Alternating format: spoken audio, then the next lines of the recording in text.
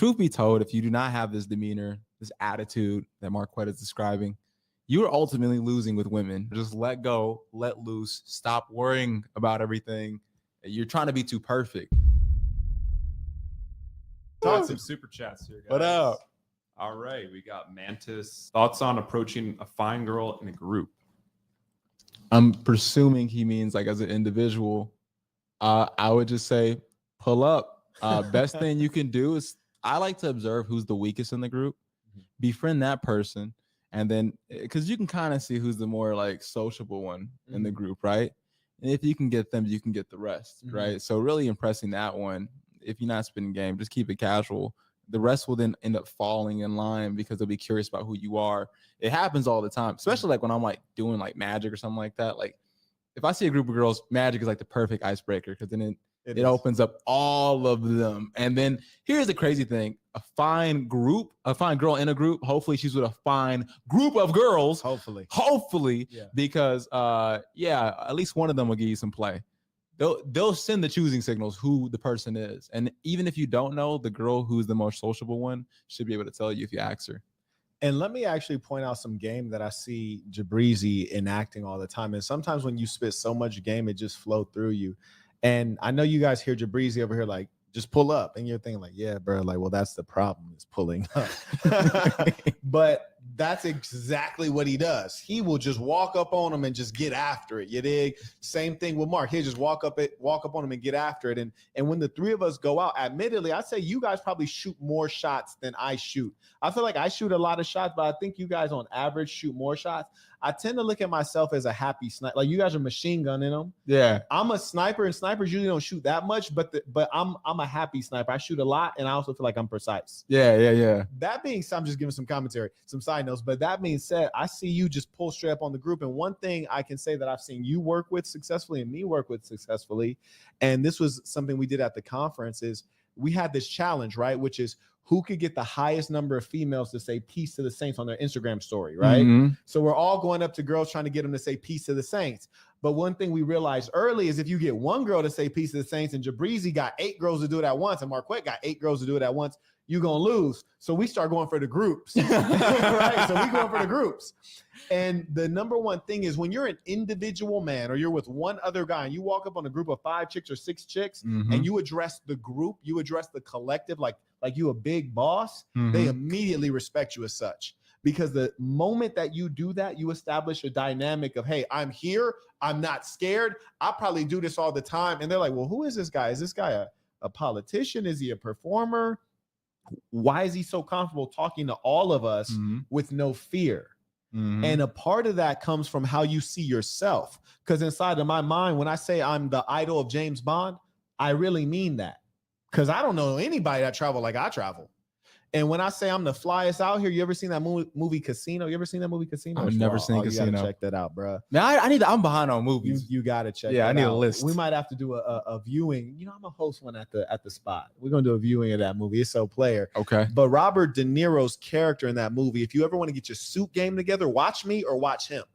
You see, but the difference is he was a fictional character and I'm the real deal. I remember when I first saw that movie when I was a young boy, I said, those suits are cold. I'm gonna have colder suits than that. And I do. So I say that to say this. In my mind, when I approach a hoe, hey, bitch, you talking to James Bond in this motherfucker.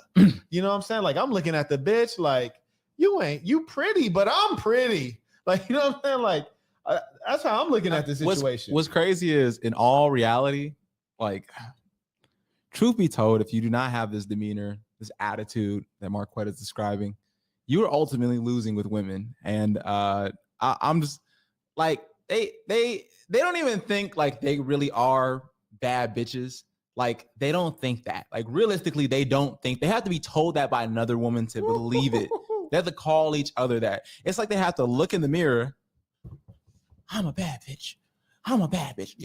I'm a bad bitch. Like they're getting their personality together, right? Like, bro, like just always remember that. Like you are probably much more of a benefit to anyone you bump into, assuming that you're a person who is relatively of a high IQ and can get things done. Speaking on IQ, we got a question on what's up? Right here. At work, this is from Wade. At work, I'm logical, getting things done. That doesn't work when kicking game. Is there anything you can do to get into flow, present moment? I think game is logical. I think you just have to be able to calculate it fast enough. That's the thing. Like, to me, I'm like, it looks like math to me. Like when I'm talking, the thing is you have to guide their emotions. If you can understand how human emotions work, actually, I think human emotions is a higher form of intelligence, realistically. So like, if you can understand it and play with it, you'll win. I mean, look, make them laugh, they're happy. Say something encouraging, you then bring their spirits up, you know. Maybe say a joke that makes them feel like, well, where did that come from? Because he said, you look better with me, right. Which is like a backhand compliment. And meant it too. Take them on a roller coaster, man. It's a logical process. And to his point about emotions, when you're dealing with a female, you always want to gamify the process. I hate, or rather gamify the experience. And I hate to say this because it sounds foul, but it is accurate. Dealing with a woman or a female, whether she's a woman or a girl, is almost like dealing with a child, in as much as they have the same traits that you would observe in a young child. What do children want to do? They want to run, play, laugh, have fun. Mm-hmm. And when you listen to the occupations of the modern female, the things she's interested in, I want to travel, hot girl summer, oh, I want to go do this. Like everything's leisure based, everything's fun based. That being the case, when you say you're logical and getting things done, that's productivity work-based. So I would definitely turn that off and take a more easy personality about joking, having fun. And when you ask her a question, ask her about something that's a pleasure to talk about. Like, oh, where do you want to travel to? Where'd you travel to this last year? And be a keen listener. And having fun is always a beautiful thing. And that's why Jabrizi does so well with the females, because he's an entertainer. These hoes like to be entertained. Hey, no, Marquette do this really good. I've witnessed Marquette say some crazy. And let me just say this.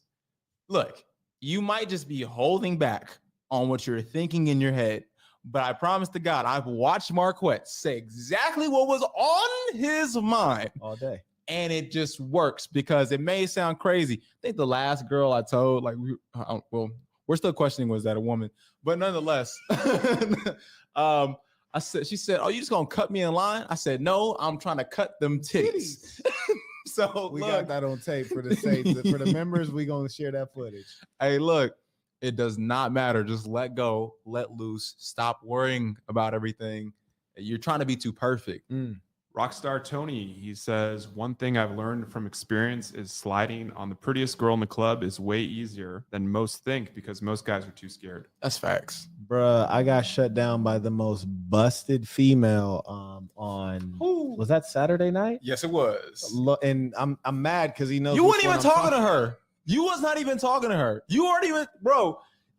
Like, and what I'm so mad about is that we're not even gonna get into it, but it was said that I was talking to this chick. I was not.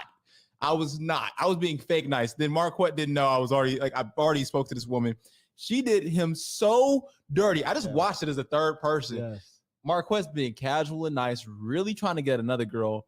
And then, Pillsbury Dough girl, just ends up, taking her friend with her off and saying, all right, peace. We ain't trying to talk to you. And I'm like, this was probably y'all best catch for the whole night. For the whole year. For the whole year. No, for real.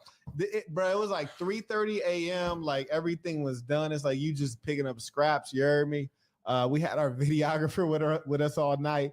And I was like, oh, okay, let me slide on this little skinny one. Her face ain't quite right, but she's skinny. We could do something tonight with her. Her friend was fat, like fat. Yeah. And she was a cold grenade.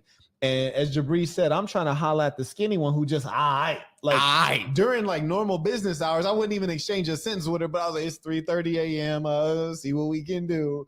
And I'm talking to the skinny busted one and the fat turbo busted one through the cock block of the century. I couldn't believe it. Hey, and what's crazy, one looked like she needed food, one looked like she wanted food. Right. And I'm like, God dang, this is what the world's come to. This is what the world's come That's to. what it's come to. Oh my God. Got here a super chat, guys. Ulysses Gopar. While in Vegas, Jabrizi helped me out with my texting game. Got this girl to pick me up from the airport. She bought me a jacket, sweater, coffee, and guess what? She gave me head. These two are the Mark, real deal. Mark threw in the guess what? Wait. Oh man. And I also want to just add on to what the Saint said earlier. Feel free to pop up the next one, but I want to add on to what the Saint said earlier. I think that was Rockstar Tony. He said that hollering at the finest girl in the function that's pretty much the same thing as hollering at any other girl. Because trip on this, whereas I was hollering at the most busted girl I'd hollered at in years.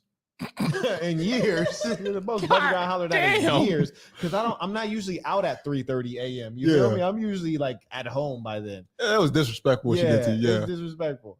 But it was still lightweight, nothing to a boss. But the most busted one gave the most vicious shutdown. Like I can't remember the last time I hollered at a bad B and got shut down. Like usually it's like, oh yeah, here's my phone You know number, what's crazy? I just think that attractive girls just know they gotta somewhat play nice to get what they want, or they don't have to try to. I feel like ugly girls, like they know the truth. Like you ain't really trying to holler at me. Like I think they know the truth. You're trying to get this throat. You're trying to get this throat, this Lewinsky. Facts. Yeah, no, you're right. You're totally right. And they look at you and they're like, you're too good for me. And I know you're just playing games so you can get the smash and dash. Mm-hmm. So I'm gonna be mean to you because I know you don't actually value me. If pretty girls have low self-esteem, then just imagine what a true ugly girl has. Some of them, I know some African American girls that are just fatter than a fat, ugly with no hair, and I'm visualizing two particular individuals, and the pinky ponytail, look, this big. They'll holla at you. They confident. They'll holla at you. I saw. Oh, look. Speaking of such, when we were walking to the restaurant, it was the four of us, and we walking down, and there's these two. Oh yeah, that's right. These two women. They're like, I like your hair.